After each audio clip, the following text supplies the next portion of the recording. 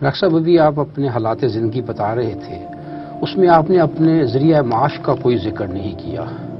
کیا ذریعہ معاش رہا آپ کا؟ کیونکہ آپ پہلے جمعیت میں تھے، پھر فوری طور پر آپ جماعت میں آ گئے، اور اس کے بعد آپ نے تنظیم اسلامی بنائی، اور اس سارے دین کی جو باغ دور آپ کرتے رہے، اس میں آپ کوئی ذریعہ روزگار آپ کا تھا، یا کہیں سے آپ کو اس معاملے میں سپورٹ کیا جاتا تھا؟ کیا معاملہ تھا؟ جب تک میں طالب علم تھا، ظاہر بات ہے کہ میں اپنے والد صاحب پر اور بڑے بھائی اظہار احمد صاحب مرحوم ان پر ڈیپینڈنٹ تھا. اس کے علاوہ کچھ مجھے وظائف وغیرہ بھی ملتے رہے مسلسل. اس کے بعد میں نے MBBS کر لیا تو میں نے ساہیوال جو اس وقت منگمری تھا وہاں جا کر جماعت اسلامی کی ڈسپینسری تھی اس کا چارج سنبھال لیا. اس کی تنخواہ ملتی رہی، اور اس وقت بھی میں ایک ٹیکس پیئر تو بن گیا تھا. اس کے بعد ہمارا ایک بھائی جان نے جو ایک بڑا انڈیور شروع کیا تھا، ایک ان کی بزنس تھی، اس میں انہوں نے چاہا کہ میری کچھ بقول ان کے جو میری تنظیمی ایڈمنسٹریٹو صلاحیتیں ہیں ان سے ان کو ضرورت تھی، تو میں ان کے ساتھ رہا کوئی 3 سال. اس کے بعد پھر ہماری علیحدگی ہوئی تو پارٹنگز آر پینفل، کچھ ہماری وہ بھی رہیں آپس میں جو ایک دوسرے سے شکایتیں. لیکن بہرحال جب میں علیحدہ ہوا ہوں تو 3 سال جو میں نے وہاں گزارے تھے اس کے نتیجے میں میرے پاس کوئی 2 لاکھ کے قریب ایک سرمایہ موجود تھا، جس سے میں نے آ کے لاہور میں ایک مکان خریدا، اپنا کلینک وہاں شروع کر دیا.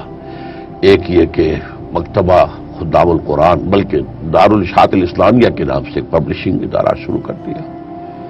تو اس میں جو ہے میں پریکٹس بھی کرتا رہا. یہ سن 65 سے لے کر سن 71 تک میں پریکٹس بھی کرتا رہا، گزارا چلتا رہا. وہ پھر میری زندگی کا ایک بڑا موڑ آیا تھا کہ میں نے فروری سن 71 میں فیصلہ کیا کہ اب میں پریکٹس نہیں کروں گا، اس لیے کہ جو میرے یہ دعوتی اور تبلیغی اور تعلیمی اور تدریسی مشاغل تھے وہ بہت آگے بڑھ گئے تھے. تو اب ایک ہی شکل تھی، یا تو میں ان کو رول بیک بھی کروں جو اصطلاحات ایٹمک صلاحیت کے بارے میں آتی ہیں، اور پھر کیپ بھی کر دوں، اس سے آگے نہ بڑھے تاکہ میری معاش کا معاملہ چلتا رہے. لیکن یہ کہ میں نے پھر یہی طے کیا کہ اگرچہ کوئی چیز میرے پاس نہیں تھی ٹو فال بیک اپون جسے کہتے ہیں، نہ کوئی جائیداد سوائے ایک مکان کے، بہرحال میں نے اللہ پر توکل کرتے ہوئے پریکٹس چھوڑ دی. اس کے بعد بہرحال جو بھی کچھ سرمایہ تھا وہ میں کھا رہا تھا. تو بڑے بھائی سے اس وقت مجھے کچھ زیادہ شکایات تھیں، ہمارے ان کے درمیان جو ہے وہ کافی کشیدگی رہی.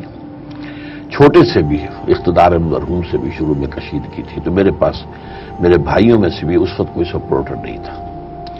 لیکن یہ کہ سن 72 میں مرکزی انجمن خدام القرآن قائم ہو گئی. اس نے اپنا ایک آفس کے لیے جو ہے سمن آباد میں ایک مکان، بڑا مکان کرائے پر لے لیا. اس میں انہوں نے مجھے رہائش دے دی. وہ رہائش ان کی طرف سے تھی، اور اس کے ساتھ فیسلٹیز، بجلی وغیرہ، پانی کے بل جو ہے، سوئی گیس، وہ بھی انجمن نے اپنے ذمہ لے لی کہ آپ ہمہ وقت کام کر رہے ہیں انجمن کے لیے. تو وہ جو میرا مکان تھا وہ کرائے پر دے دیا گیا. اس سے پھر میں اپنا گزارا کرتا رہا. پھر کچھ عرصے کے بعد چھوٹے بھائی نے، عزیزم اقتدار احمد مرحوم نے کہا کہ میں آپ کے ساتھ تعاون کرنا چاہتا ہوں.